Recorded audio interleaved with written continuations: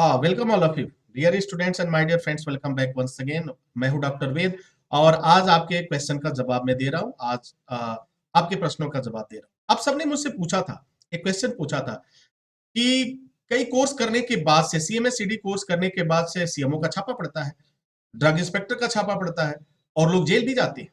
इस तरह के क्वेश्चंस, तमाम तरह के क्वेश्चंस आपने पूछा। मुझे लगा कि इस पे जो भ्रम है वो भ्रम दूर करना चाहिए। तो देखिए, क्या आपने केवल सीएमएस और ईडी के कोर्स वालों को ही छापा देखा है? क्या आपने ये नहीं देखा कि इंडिया में बहुत से ऐसे एमबीबीएस डॉक्टर हैं जिनके ऊपर एफआईआर हुआ, जिनके ऊपर कार्रवाइयां हुई, जो उनको जेल जाना पड़ा, उनका हॉस्पिटल सील किया गया, उनका नर्सिंग होम सील कर दिया गया और उन्हें जेल जेल भी भेजा गया, उनका मेडिकल लाइसेंस भी, प्रैक्टिस लाइसेंस कैंसिल कर दिया एमसीआई ने, मेडिकल काउंसिल ऑफ इंडिया ने।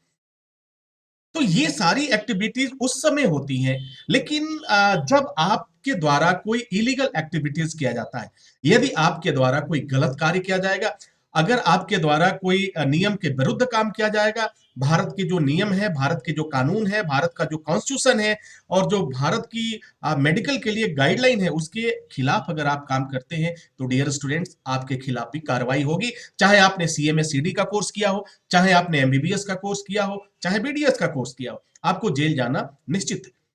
कब? जब आप इलीगल एक्टिविटीज में इन्वॉल्व होंगे, इलीगल एक्टिविटीज में आप शामिल होंगे। सीएमएस ईडी ये कोर्स जो है एक डिप्लोमा कोर्स है और एक जो है एक ऐसा कोर्स है जो 2 साल की ट्रेनिंग के बाद आपको इस काबिल बनाता है कि आप सीएमएस और ईडी की सेवा दे पाए, इसेंशियल ड्रग्स की सेवा दे पाए। न कि वो आपको कार्डियोलॉजिस्ट नहीं बना सकता, ठीक है, वो आपको डर्मोलॉजिस्ट नहीं बना सकता। तो तमाम तरह की चीजें हैं। जो एमबीबीएस कोर्स है वो अपने आप में बेमिसाल है, जो सीएमएस का कोर्स है वो अपने आप में बेमिसाल है। दोनों की वैल्यू अपनी जगह पे अलग अलग है। अब जरा सोचिए, 10वीं के बाद करने के बाद से आप सीएमएस का कोर्स कर लेते हैं और वो क्या होता है, नीट क्वालिफाई करने के बाद 5 साल एमबीबीएस, उसके बाद ट्रेनिंग, उसके बाद एमडी, उसके बाद एमएस, तमाम करने के बाद वर्षों बीत जाते हैं, तब जाके डॉक्टर शब्द मिलते हैं।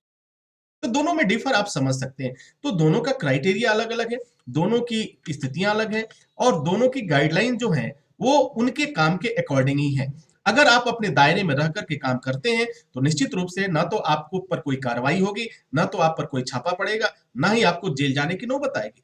लेकिन हाँ, अगर वैलिड डॉक्यूमेंट के साथ भी आप इलीगल काम करेंगे तो निश्चित रूप से आपको जेल जाने की नौबत आएगी, इसमें कहीं कोई दो राय नहीं है। तो अपना ये भ्रम निकाल दें, बेवजह की बात को पालने की कोई आवश्यकता नहीं है। आप सही तरीके से काम करें, शॉर्टकट के तरीके न अपनाएं, यही आपके लिए बेहतर होगा। उम्मीद करता हूं कि आपको आपके सारे प्रश्नों का जवाब मिल गया होगा। इसी के साथ इजाजत चाहेंगे, नेक्स्ट वीडियो में हाजिर होंगे किसी नई टॉपिक के साथ, किसी नई विषय के साथ। तब तक के लिए इजाजत दीजिए। Wish you all the best. Thank you for watching, thank you for learning.